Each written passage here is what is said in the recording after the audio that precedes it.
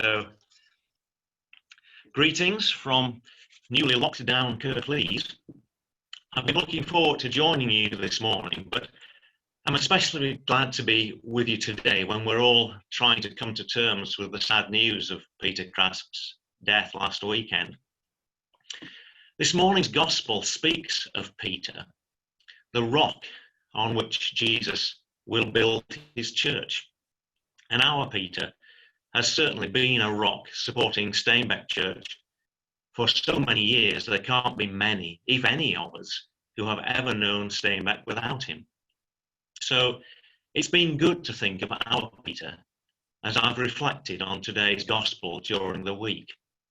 And I think what I have to say about it probably shows the profound foundational influence that Peter has had on my life of faith. This morning's gospel passage is one that is actually key to my understanding of Christian faith. And that's because of the question Jesus asks his disciples.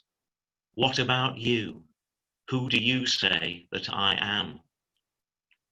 The fact that he asks them a question at all is important, in that it shows Jesus expected his disciples to have opinions and that he wanted to hear them.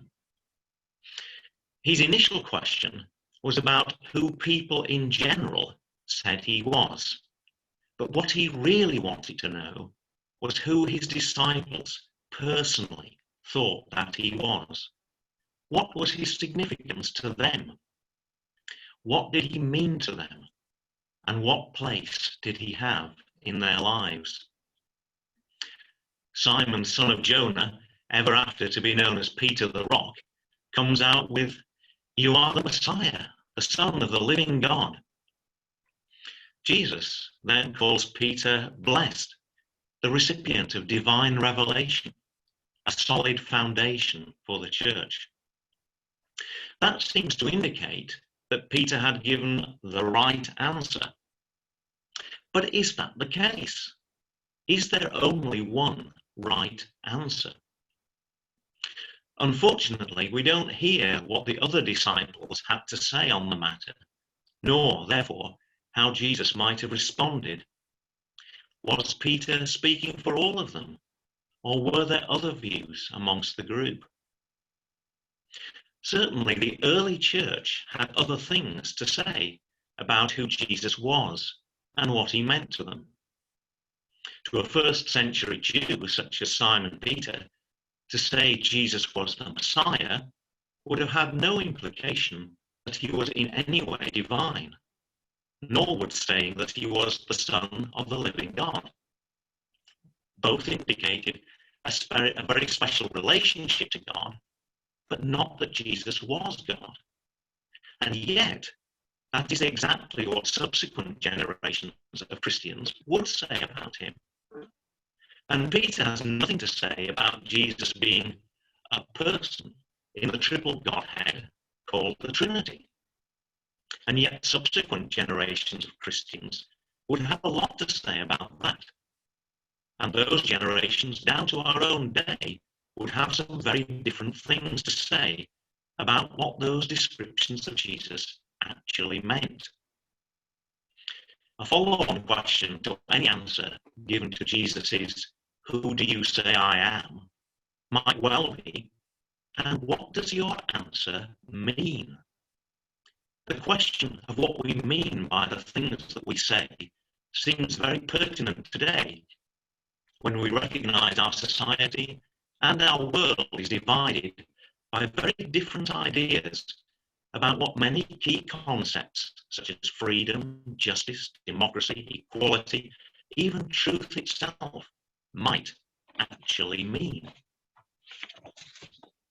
The Church's early concern to combat heresy, views that don't agree with its standard teachings, is an indication that there was a diversity of responses to the question, "Who do you say I am?"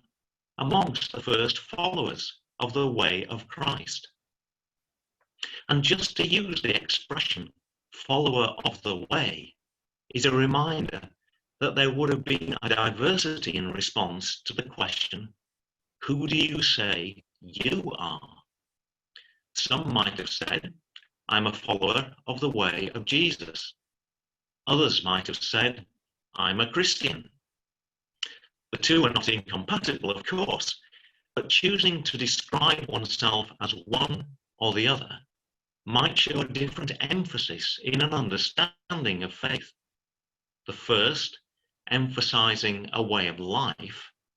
The second, membership of an organization. Those two emphases are reflected in a theory of faith development proposed by an American minister, John Westerhoff, a theory that has shaped my own understanding. Westerhoff sees faith as having four styles. There is what he calls experienced faith, which, as its name suggests, is about the experience of being part of a faith community. The love of God is known through the love of those around one.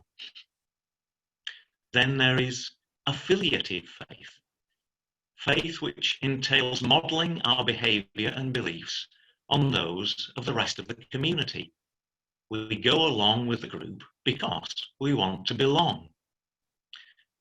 Those two faith styles reflect the emphasis on being part of an organization, on saying, I'm a Christian. The next style, however, takes us out of this comfort zone. And perhaps it's when the zone no longer feels entirely comfortable that we dare to leave it. Westerhoff calls the style we take up when we leave the comfort zone searching faith. This is where a personal response to key questions becomes paramount. This is where Jesus moves us on from asking, what do people say the Son of Man is, and buttonholes us with a personal question. What about you? Who do you say I am? This is why this morning's passage is so important to me and my understanding of faith. It suggests that Jesus wants us to take up this searching style of faith. For John Westerhoff, it's only by doing our faith in this searching style that we can get to the fourth of his styles, what he calls owned faith. This is a faith that is really ours, what we say, and not what people say, even other people in our faith community. It is the revelation we personally have received in the course of our searching, as Simon Peter, and I would suggest our Peter Crass, received in the course of their searching. It has the stamp of authenticity, and it stamps our lives. It shapes the way we live. It marks us out as followers of the way primarily, and only secondarily as members of a religious organization. It is quite simply who we are. So, who do I say Jesus is? Angela asked me to choose a hymn for this morning's service, and I chose Just As I Am. I chose it because that's one of the ways I respond to the question of who Jesus is to me. He's the one who shows me God will take me just as I am, with the faith that I have come to at this stage in my life. Tossed about with many a conflict, many a doubt, for sure. Others may think me poor, wretched, blind, and they may well be right. But nonetheless, I say, Jesus is the one who bids me come to him just as I am, and who wants to hear my opinion. So, with these thoughts in mind, let's now turn to our next hymn, Just As I Am.